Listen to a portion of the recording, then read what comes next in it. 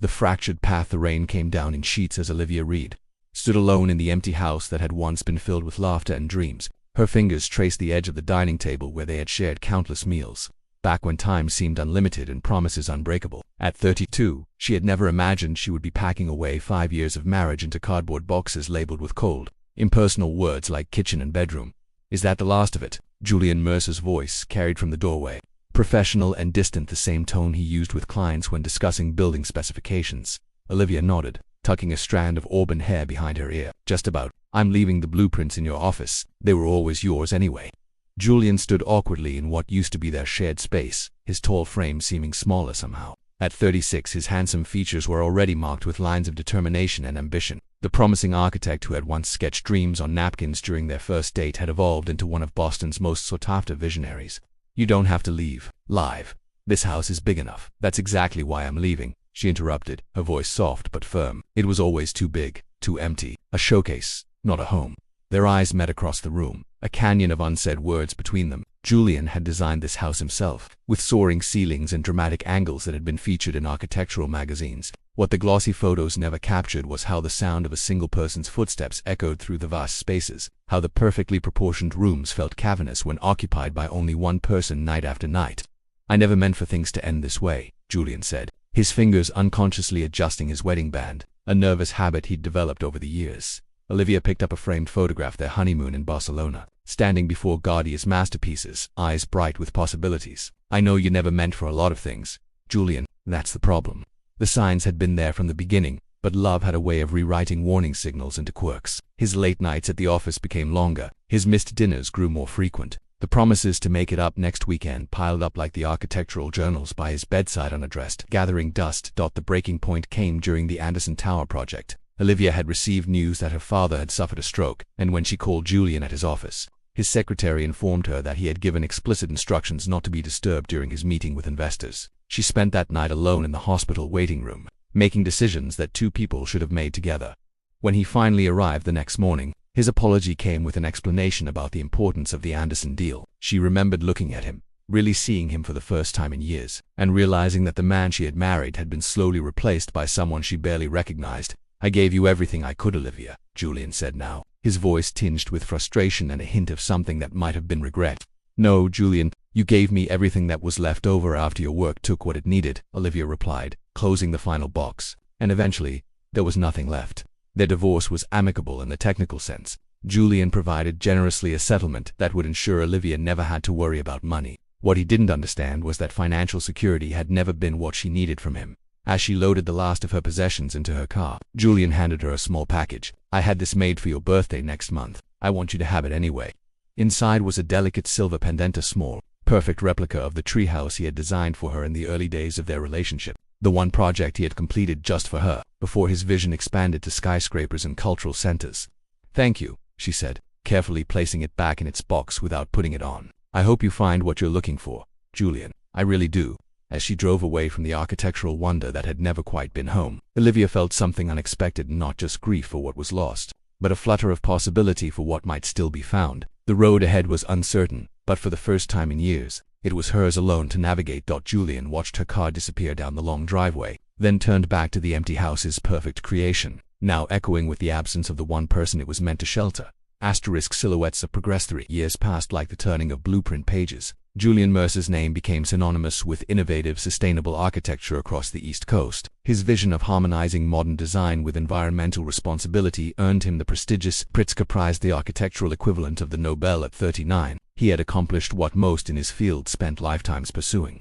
"Mr. Mercer, they're ready for you," his assistant, Vanessa, announced as she entered his corner office overlooking Boston Harbor. The wall behind his desk was adorned with framed magazine covers and awards, a timeline of professional triumph. Julian adjusted his tie, taking one last look at the model of his latest project, a revolutionary mixed-income housing development that would redefine urban living spaces. "The renderings for the community garden space, did they arrive?" "On your tablet, along with the mayor's changes to the proposal," Vanessa replied efficiently, handing him a sleek device. "Also, the New York Times wants an interview about how you're reshaping the American cityscape." "Their words, not mine." Julian nodded absently, his mind already racing ahead to the presentation. This was the rhythm of his days, now a perpetual forward motion, each achievement immediately overshadowed by the next challenge. Success had become not a destination but a treadmill, constantly accelerating beneath his feet. Across town, in a converted warehouse in a neighborhood that hadn't yet felt the glossy touch of gentrification, Olivia Reed stood surrounded by children wielding paintbrushes with more enthusiasm than precision. The walls of Cornerstone Arts Center were splashed with vibrant murals, each telling stories of community, resilience, and hope. "Miss Olivia, look." 8-year-old Damien held up his canvas, where bold strokes formed what might have been a cityscape or possibly a very angular cat. "I made buildings like in the pictures you showed us." Olivia knelt beside him, her once shoulder-length auburn hair now cut into a practical bob that framed her face. "That's beautiful. Damien, I love how you used colors to show different parts of the neighborhood." What had begun as a small after-school art program had grown into something Olivia never anticipated. Using a portion of her divorce settlement, she had purchased the abandoned building and transformed it into a space where children from underserved communities could explore creativity without boundaries. The center now offered classes in everything from traditional painting to digital design, with scholarships ensuring that financial circumstances never determined access. "Ms. Reed, the grant committee is here," her colleague Thomas informed her, glancing at the paint smudges on her jeans with a knowing smile. "Maybe brush those off first." Olivia laughed, attempting to make herself presentable. "Tell them I'll be right there. Creative chaos is our natural state." The Cornerstone Arts Center had recently caught the attention of several foundations interested in expanding its programs. What made Olivia's approach unique was her emphasis on teaching children to envision and design their own community's architecture through an artist's lens. Without realizing it, she had created a counterpoint to Julian's world, where he built physical structures reaching toward the sky. She built human foundations reaching toward the future. Meanwhile, Julian sat in his Tesla, stuck in traffic after his presentation. The proposal had been well received, with the investors particularly impressed by his integration of community input into the design process. Yet the triumph felt hollow, a familiar sensation that had been growing more pronounced with each passing year. His phone buzzed with a message from his current girlfriend, Charlotte, a brilliant corporate attorney whose schedule was as demanding as his own. Their relationship existed in the margins of their busy lives, convenient and undemanding. "Running late. Dinner at 9 instead of 8. Julian texted back his agreement, then impulsively opened his browser. Before he could reconsider, he typed Olivia Reed Boston into the search bar. The results surprised him: articles about the Cornerstone Arts Center, a feature in a local magazine about changemakers, reshaping community education, and photographs of smiling children standing before a building he would have once dismissed as architecturally unremarkable. In one image, Olivia stood surrounded by a group of teenagers, her face animated as she pointed to something beyond the camera's frame. There was a vibrancy about her that he hadn't seen in their final years. Together, a purpose that radiated from her stance and smile. That evening, as Julian walked through his immaculately designed penthouse apartment overlooking the city he was helping to reshape, he paused before the wall of awards. Each plaque and trophy represented countless hours of dedication, negotiations, and creative problem-solving. Yet something essential remained elusive, something no architectural commission or professional accolade could provide. He found himself opening a drawer he rarely accessed, extracting a small wooden box. Inside lay the only physical reminder he had kept from his marriage: a sketch Olivia had drawn of them sitting together beneath the treehouse he had designed for her, their imagined future selves watching a sunset. On the back she had written, "The most beautiful things we create are the ones we create together." As Charlotte arrived for their late dinner, Julian tucked the drawing away. His life was perfectly constructed now, efficient, successful, admired. Yet as he moved through his carefully curated spaces, he couldn't shake the sensation that he was designing around an absence, creating perfect rooms that somehow failed to shelter what mattered most. Across the city, Olivia locked up the Cornerstone Arts Center after an evening workshop for adult community members. As she walked to her modest apartment in a converted factory building, she passed a construction site bearing the distinctive stamp of Mercer Architectural Designs. She paused, studying the innovative framework taking shape against the night sky, recognizing in its lines the vision of the man she had once shared her life with. For a moment, their separate worlds seemed to intersect in the darkness, two different paths of creation running parallel but never touching, like blueprints overlaid but designed for different structures entirely. The bridge between worlds. The accident happened on a Tuesday in October. Julian had been inspecting the Anderson Tower site, the very project that had marked the beginning of the end of his marriage. The irony wasn't lost on him as he climbed the incomplete structure, pointing out adjustments to his project manager. A sudden gust of wind, an unsecured temporary railing, and physics did the rest. He remembered the strange suspended moment of freefall, the oddly peaceful sensation before impact. Then nothing. Julian awoke in Massachusetts General Hospital. 3 days later, to the steady beep of monitors and the antiseptic smell that no designer had yet managed to improve upon. The first face he saw belonged to neither Charlotte nor Vanessa, but to Dr. Farhan Malik, who explained with calm precision the extent of Julian's injuries. "You're fortunate, Mr. Mercer. The scaffolding broke your fall partially. You have a concussion, for broken ribs, a fractured femur, and some internal bleeding that we've managed to control. But there's another concern we need to discuss." The other concern was his heart specifically, a congenital defect that had gone undetected until the trauma of the accident. The condition, while manageable with medication and lifestyle changes, would require ongoing monitoring and a significant reduction in stress. "You've been running a marathon at sprint pace for years," Dr. Malik explained, adjusting Julian's fall. "Your body has been sending warnings that you've been ignoring. This accident may have saved your life by forcing you to stop." The irony of being saved by a fall wasn't lost on Julian. As the days in the hospital stretched into weeks, his visitors came and went. Charlotte appeared with flowers and efficient concern, but their conversations revealed the true nature of their connection, a relationship built on mutual convenience rather than deeper foundations. By her third visit, they had amicably acknowledged what they both already knew. Theirs had been a partnership of schedules rather than hearts. The architectural firm continued without him, his carefully assembled team implementing his designs with occasional video consultations from his hospital bed. The world, it seemed, didn't stop turning without Julian Mercer's hand constantly on the wheel, a realization both humbling and strangely liberating. It was during his 4th week of recovery, as autumn painted the hospital windows with golden light, that Julian made an unexpected request to Vanessa during her visit. "I need you to find out something about the Cornerstone Arts Center. It's run by," he hesitated, "by someone I used to know." Vanessa, ever efficient, returned the next day with not only information but photographs, class schedules, and grant proposals that had been made public. "They're doing remarkable work with limited resources," she noted. "Their building needs significant structural improvements, though the roof especially won't make it through another New England winter." Julian studied the documents, his architect's eye immediately identifying the problems and the potential. The converted warehouse had good bones but lacked proper insulation, adequate electrical systems, and accessibility features. The cost of necessary renovations would far exceed what a community arts program could afford. That night, unable to sleep despite the pain medication, Julian found himself sketching on the hospital notepad not sleek skyscrapers or award-winning cultural centers, but practical solutions for retrofitting an old warehouse on a limited budget. By morning, the pages beside his bed were covered with drawings, calculations, and notes. When Dr. Malik came for his morning rounds, he found his patient unexpectedly energized. "You seem better today, Mr. Mercer," Julian nodded, gathering his sketches. "I think I've found a project that matters." Recovery was neither swift nor linear. Physical therapy sessions left Julian exhausted and frequently frustrated. This body that had once carried him confidently through board meetings and construction sites now betrayed him with weakness and pain. The medications for his heart condition left him occasionally dizzy and fatigued. Yet, each day, he devoted what energy he had to refining his plans for the Arts Center, researching materials that were both sustainable and affordable, and making calls to contacts who owed him favors. He worked not with the driving intensity of his former self, but with a deliberate purpose that felt oddly unfamiliar. 3 months after the accident, Julian stood on the sidewalk across from the Cornerstone Arts Center. Leaning on a cane, he reluctantly acknowledged he still needed. Through the large windows, he could see an art class in progress, and there was Olivia, moving among the students. Her hands animated as she explained something, her smile flashing in the winter sunlight.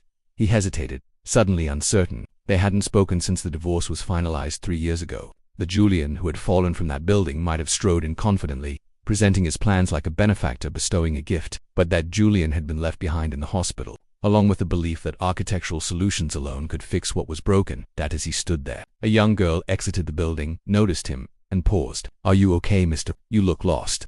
Julian smiled. "Not lost, just preparing to find my way back to something."